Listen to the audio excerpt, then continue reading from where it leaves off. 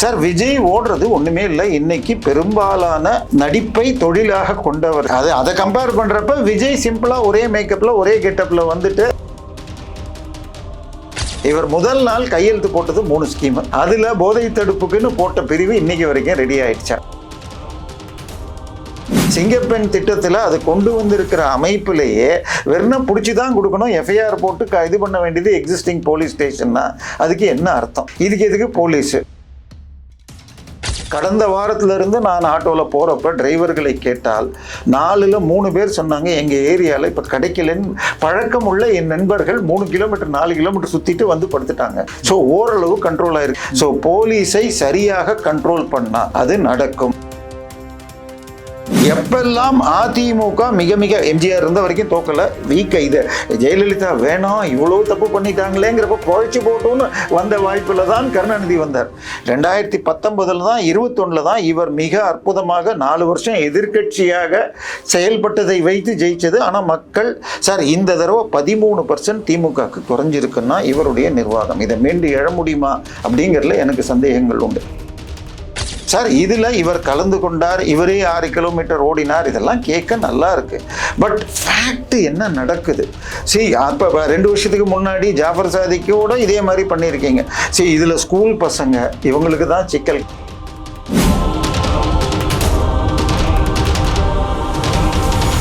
Spectrum Tamil நேயர்களுக்கு வணக்கம். நம்மோடு அரசியல் விமர்சகர் தேவப்பிரியா இருக்கிறார், பேசலாம் சார். வணக்கம் சார். முதலமைச்சர் மாரத்தான்ல கலந்து கொண்டிருக்காரு, முதலமைச்சரே கலந்து கொண்டிருக்காரு. முதலமைச்சர் எவ்வளவு ஃபிட்டா இருக்காரு? பல செய்திகளை சொல்லுது, உங்களுடைய பார்வை?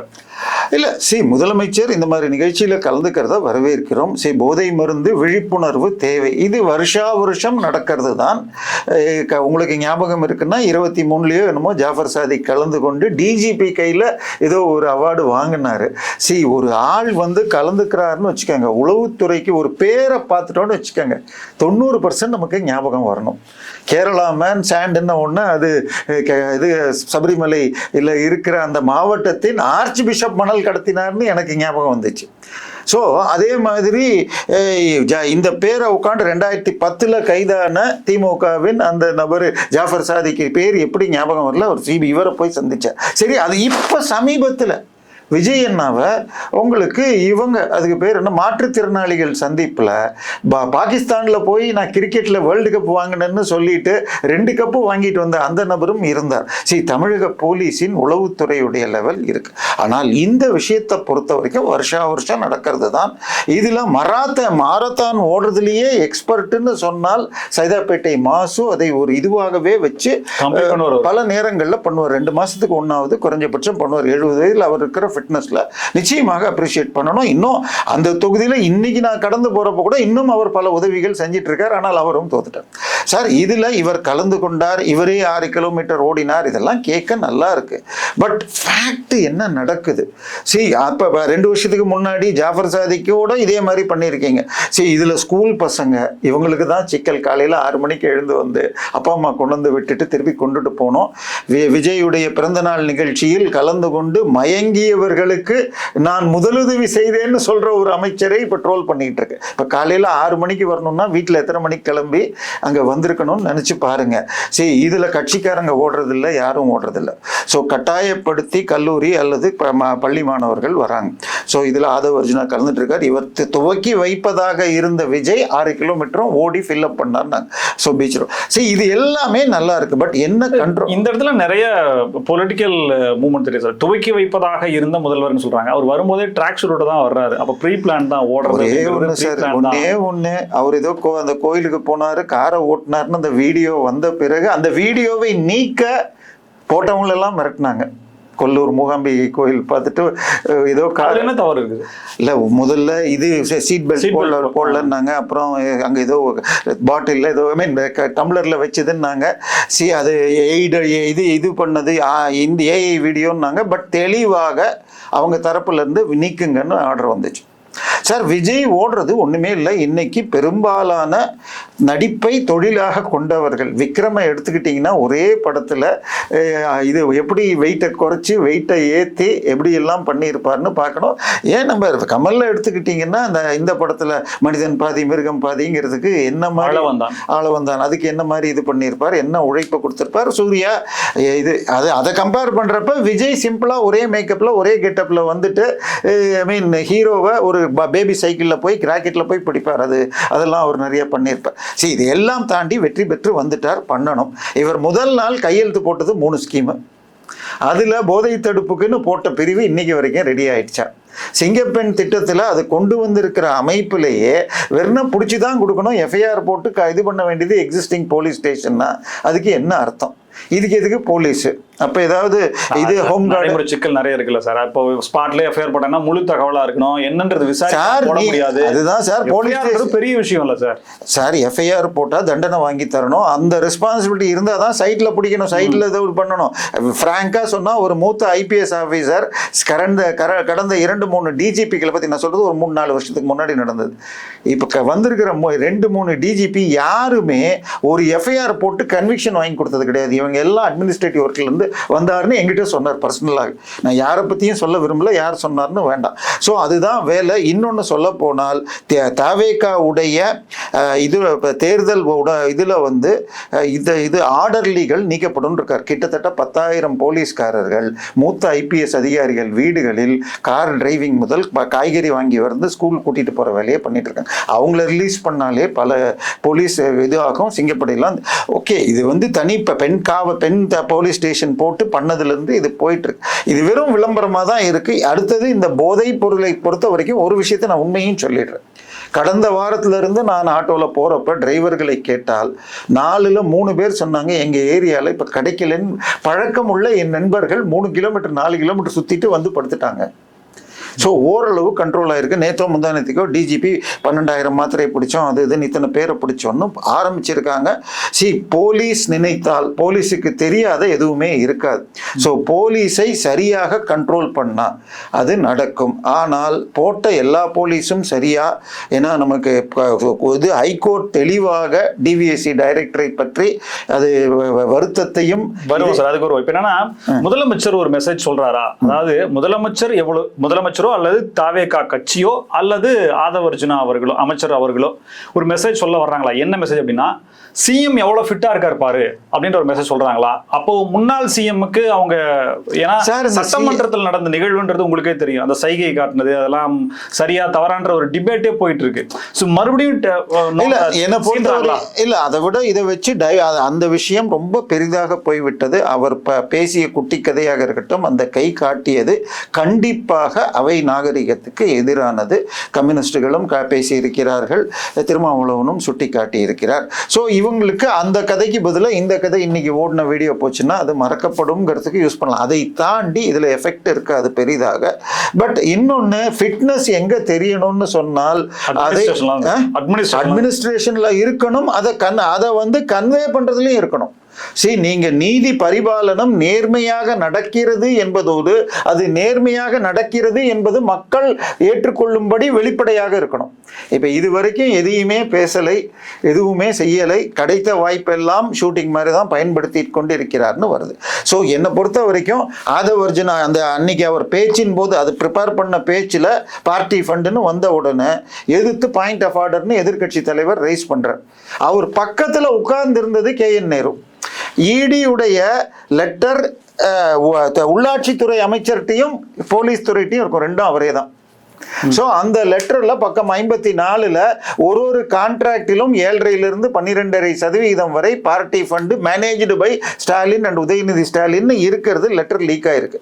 ஸோ அதை அப்படி ஒரு ஸ்பாட்ல எடுத்து விட்டுருக்கேன். அந்த 2 துறையும் அவர் கீழே தான் இருக்கு. ஸோ அதுதான் அவருடைய ஃபிட்னஸை காட்டுமே தவிர இவருக்கு 52 வயசு எந்த வயதில் முதலமைச்சர் ஆகிறாங்கிறத பொறுத்து இருக்கு. 45 வயதில் திரு கருணாநிதி முதலமைச்சரானார். அவர் வந்து அன்னைக்கு எந்த ஸ்பாட்ல எப்படி பதில் கொடுப்பார்னு நம்ம பார்த்துருக்கோம். எவ்வளவு கஷ்டமான சிக்கல், அதே நேரத்தில் ஆபாசமாகவும் கீழ்த்தரமாகவும் பேசினதையும் பார்த்துருப்போம். வந்து இது பெட்ரோல் விலை ஏற்றினதுக்கு போராடலான்னா வா நான் நீ தீ குளிக்கலாமான்னே கேட்டார். அவர் மத்திய அரசியல் கூட்டணியாக இருந்தபோது. ஸோ இதெல்லாம் இது இல்லாமல் இது போதை மருந்தை தடுப்பதில் நீங்கள் முழு மூச்சோட இருக்கிறீர்கள். சட்டம் ஒழுங்கை இது பண்றது. இன்னைக்கு வரைக்கும் ஸ்ரீவைகுண்டம் எம்எல்ஏ மீது வழக்கு போடப்படவில்லை.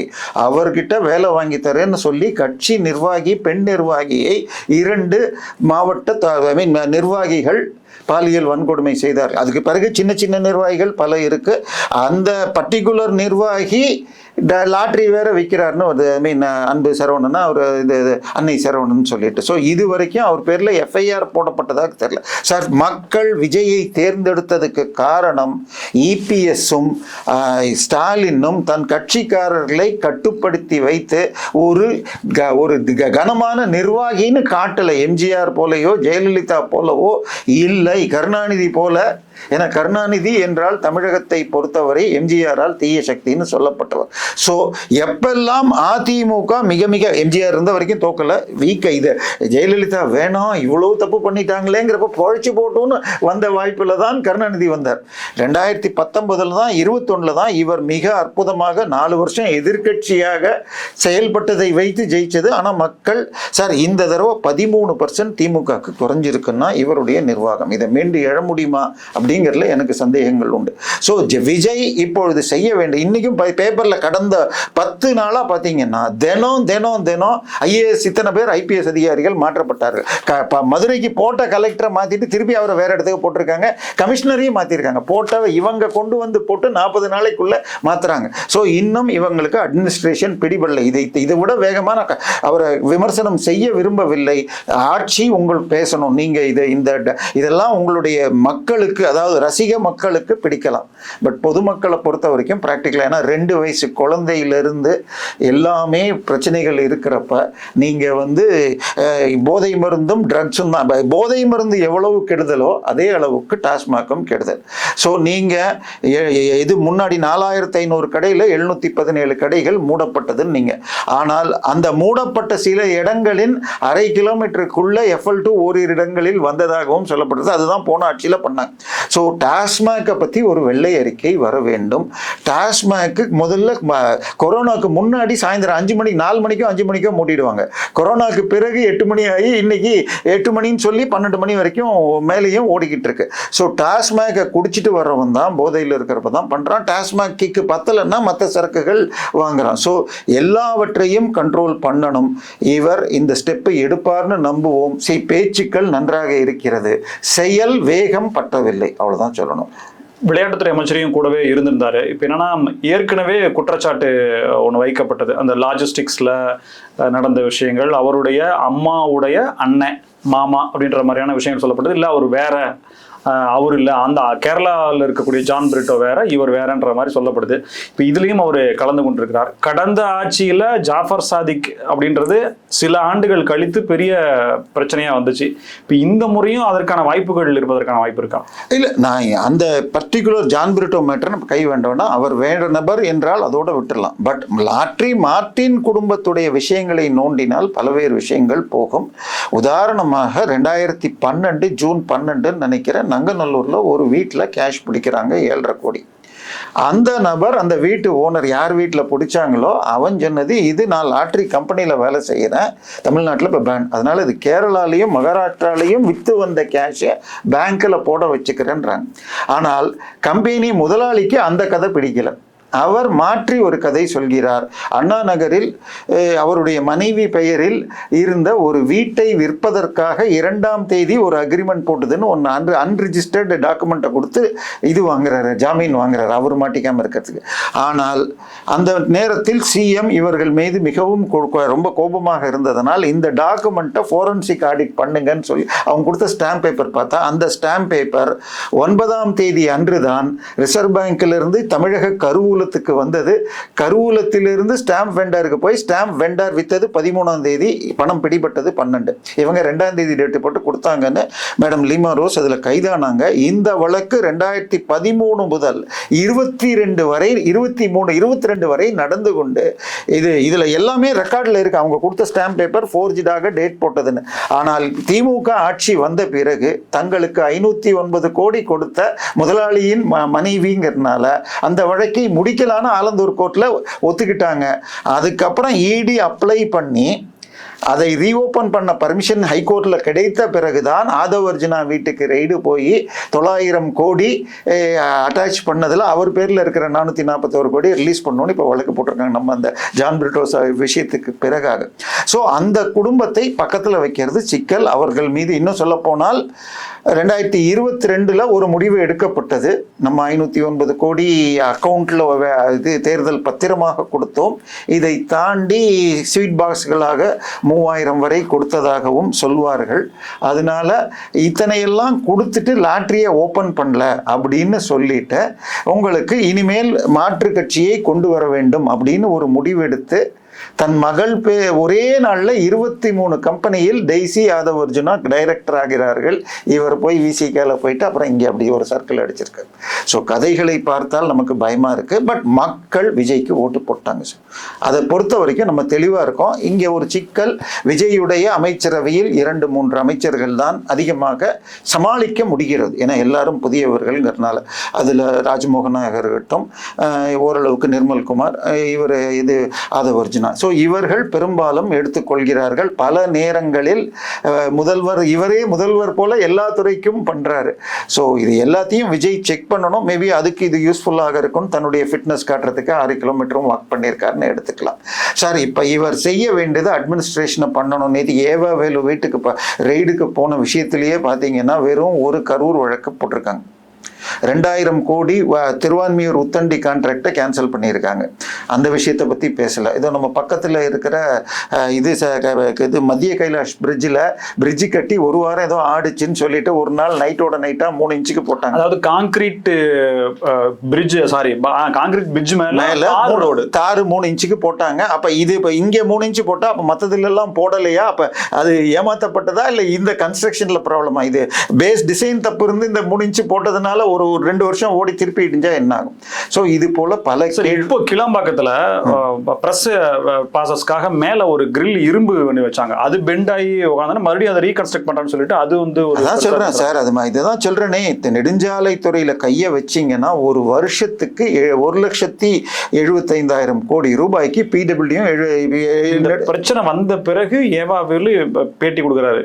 எனக்கு வந்து எந்த பிரச்சனையும் கிடையாது, வழக்கு வேணா போட்டுக்க, நீதிமன்றம் இருக்குது, நான் நீதிமன்றத்துல பாத்துக்கிறேன், எந்த தப்பும் நடக்கலான்னு சொல்லிட்டு அவர் நேத்து பேட்டி கொடுக்குறாரு சார். அவர் எல்லாமே பேட்டி கொடுப்பார் சார். இது தண்டராம்பட்டுல அவர் கண் முன்னால் அவர் கட்டிய பாலம் அடித்து கொண்டு போனது. கேட்டதுக்கு என்ன சொன்னாரு, நாங்க வந்து 60,000 கன அடி தண்ணீர் வர வரைக்கும் தாங்கிறதுக்கு போட்டோம். ஆனால் சாத்தனூர் டேம் திறந்ததுனால 1,60,000 வந்துருச்சுன்னார். 2 லட்சம் வரைக்கும் அந்த வழியில ஏற்கனவே போயிருக்கு. கடந்த 20 வருஷத்துல 3-4 தடவைங்கிறப்ப மேக்சிமம்க்கு தான் டிசைன் பண்ணோம். அப்ப யுவர் அன்ஃபிட். சரியா நான் சொல்றது? ரைட். அதனால சார் பிரச்சனை அதுதான் சொல்றேனே. இப்போ இது நேத்தைக்கு கூட திரு RS பாரதி நாங்க 2 பேர் பங்காளி சேர்ந்தா என்ன தப்பு அப்படின்னாரு. இந்த வலையில் விஜயும் விழுகிறார்கள். சட்டமன்றத்தில் அடிச்சு பிடிச்சி அந்த மேகதாது வழக்கில் புதிய இது நடுவர் மன்றம்னு சொன்னதாக இருக்கட்டும், அதன் பிறகாக மற்ற விஷயங்கள் கடக்கிறதெல்லாம் பார்த்தீங்கன்னா நேத்தைக்கு வந்து வெள்ளை இருக்கை தனியாகவே பேசணும், அதுல பல ஓட்டைகள் இருக்கிறது. ஸோ இதெல்லாம் பார்க்குறப்ப இன்னும் அட்மினிஸ்ட்ரேஷனை பிடிக்க. இந்த ஓட்டம் என்பது சாதாரணமாக ஒரு அமைச்சர், விளையாட்டுத்துறை அமைச்சரோ அல்லது வேற சுகாதாரத்துறை அமைச்சரோ போய் இது பண்றது ஒரு விழிப்புணர்வுக்கு. பட் இளைஞர்களுக்கு நடுவில் வராம மாணவர்களை அழைத்துட்டு வந்துட்டு வெடிகாலையில் அவங்கள வெயில்ல ஓட வைக்கிறதுங்கிறது என்ன சொல்றது? இன்னைக்கு வெள்ளிக்கிழமை முகரம்ங்கிறதுனால கொஞ்சம் கவர்மெண்ட் ஆஃபீஸ் கம்மியா இருக்குல்ல, கவர்மெண்ட் ஆஃபீஸ் வரைக்கும் பிரைவேட்ல எதுவும் மாற போறது இல்லை. ஸோ அதனால வெடிகாலைங்கிறதுனால சிக்கல் இல்லை. நான் சொல்றது இது ஒரு தொடக்கமா இருக்கலாம். இது பெரிய விஷயமும் இல்லை. ஆனால் இதற்கு சோசியல் மீடியால கொடுக்கப்படுவது என்னை பொறுத்த வரைக்கும் சட்டமன்றத்தில் அவர் காட்டிய சைகையும் அந்த ஆபாச கதையையும் தவிர்க்கிறதுக்கு அது அவர் ஒரு மடங்கு ஆபாச கதை சொன்னால் உதயநிதியும் இன்ப நிதியும் சத்தியம் டிவியும் பல மடங்கு அதற்கு சேர்த்து வச்சு பண்ணிருக்கு. என்ன குற்றச்சாட்டு தாவேகா மேல வச்சாலுமே அது பேசு பொருளாகல பெரிதாகல உட்படல சார். இதே நம்பவே மாட்டேன்றாங்க. தாவேகா அவ்வளவு ஸ்ட்ராங்கா இருக்கு. தாவேகா அப்படி நம்புறாங்க மக்கள். தாவேக்கா மேல ஒரு தப்புன்னா சரியாயிடுங்க, நீங்க ஏங்க பண்றீங்கன்னு சொல்றாங்க. சார் இது வாக்குறுதியை நிறைவேற்றலனாலும் பரவாயில்லைங்கன்றாங்க. சார் இதுதான் அவர்கள் செய்யும் ஒரு ஐடியா. பெண் நிறுவனம் எப்படி செய்ததோ அது போல இதுல ஒரு பக்கம் ரூட்டு, ஒரு சில பக்தர்கள் கிட்டத்தட்ட ஜோசப் விஜய் பக்தர்களாவே துவா செஞ்சுட்டு இருக்காங்க. இதுக்குள்ள சட்டசபைக்குள்ள கடவுளுக்கு கடவுள்னு சொல்லி அப்புறம் மாத்தி சொல்லிட்டேன்னு மன்னிப்பே கேட்டார் எம்எல்ஏ. சரியா நான் சொல்றது? இது எல்லாம் மக்கள் தெளிவா இருப்பாங்க சார். ஓட்டு போடுறப்ப அவங்க கையில இருக்கிறது ஒரு விரல் புரட்சி. இதுக்குள்ளேயே தாவேக்காவுக்கு எதிராக எனக்கு வந்த தகவல், ஜான் ஆரோக்கியசாமியுடைய சர்வேயில் 8% நெகட்டிவில் இருக்கிறது. இப்போ எலெக்ஷனுக்கு பிறகு அவர்கள் எவ்ரி 15 நாள் எடுக்கிற சர்வேல இரண்டாவது 30 நாள் கழிச்சு எடுத்தாங்க. முதல் 15 நாள் வேணான்னு அதில் 6%, அதுக்கப்புறம் இன்னொரு 2% குறைந்திருக்கிறது.